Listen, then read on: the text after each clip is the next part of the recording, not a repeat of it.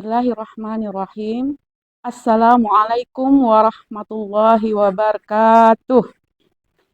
Innal hamdalillah nahmaduhu wa nasta'inuhu wa nastaghfiruhu wa na'udzu billahi min syururi anfusina wa min sayyiati a'malina. May yahdihillahu fala mudhillalah wa may yudlil fala hadiyalah. Asyhadu an la ilaha illallah wahdahu la syarikalah wa asyhadu anna Muhammadan abduhu wa rasuluh la nabiyya ba'dah. Allahumma shalli ala sayyidina Muhammad wa ala ali sayyidina Muhammad. Rabbi shrahli sadri wa yassirli amri wahlul 'uqdatam min lisani yafqahu qawli. Amma ba'du. Puji syukur kita panjatkan kehadirat Allah Subhanahu wa taala yang telah melimpahkan rahmat dan karunia-Nya kepada kita semua. Salawat dan salam selalu tercurahkan kepada baginda Rasulullah Shallallahu Alaihi Wasallam, keluarga dan para sahabatnya, serta orang-orang mukmin yang memperjuangkan risalahnya sampai hari akhir. Amin ya Rabbal Alamin. Soimin dan soimat yang dirahmati Allah Subhanahu wa Ta'ala. Kesabaran sungguh merupakan keniscayaan dalam setiap aktivitas menyongsong kesuksesan. Begitulah dalam setiap langkah perjuangan. Sekali lagi, kesabaran mutlak dimiliki setiap orang. Apalagi dalam perjuangan menegakkan kalimat Allahu Rabbul Alamin. Oleh karenanya, orang yang memahami realitas ini akan terus sabar dalam perjuangan. Tidak ada kata frustasi untuk berjuang dalam dirinya. Ia yakin meninggalkan sabar dalam perjuangan hanyalah bermakna menanam bibit kegagalan dan kerugian. Keniscayaan sabar dalam perjuangan ini pun dapat kita pahami dari realitas perjuangan para rasul beserta kaum beriman bersamanya. Di antaranya para rasul yang demikian teguh hatinya, yakni ulul azmi. Digambarkan Allah Subhanahu wa Ta'ala sebagai orang-orang yang memiliki kesabaran luar biasa dalam perjuangan. Rasulullah Shallallahu Alaihi Wasallam pun diperintahkan untuk bersabar dalam perjuangan seperti mereka. Dalam Al-Quran disebutkan, A'udzubillahi minasyaitonirrajim, Bismillahirrahmanirrahim. Fasbir kama sabara ulul azmi minar rusul. Maka bersabarlah engkau seperti orang-orang yang mempunyai keteguhan hati dari rasul-rasul yang telah bersabar. Quran Surah Al-Ahqaf ayat 35.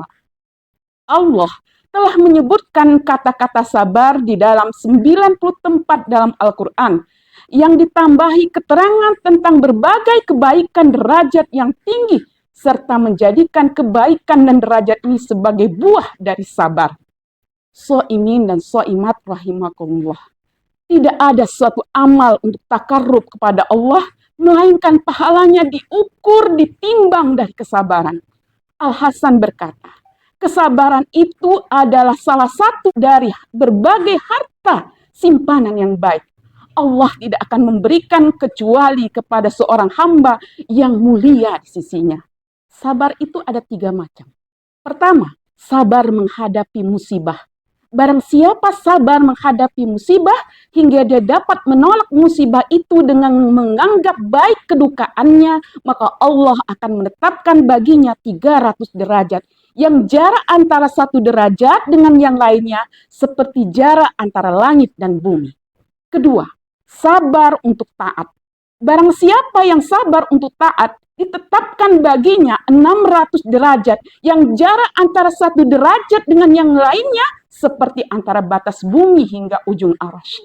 Ketiga, sabar menghindari kedurhakaan. Barang siapa sabar dalam menghindari kedurhakaan, Allah menetapkan 900 derajat kepadanya. Yang jarak antara satu derajat dengan yang lainnya seperti jarak antara batas bumi hingga ujung arasy 2 kali lipat. Hadis riwayat Ibnu Abu Dunya. Soimin dan soimat rahimakumullah. Jika kita menelaah hidup Nabi Muhammad Sallallahu Alaihi Wasallam, akan kita yakini bahwa sepanjang perjuangan beliau senantiasa bersabar. Semua tahu buah yang dihasilkannya adalah keberhasilan.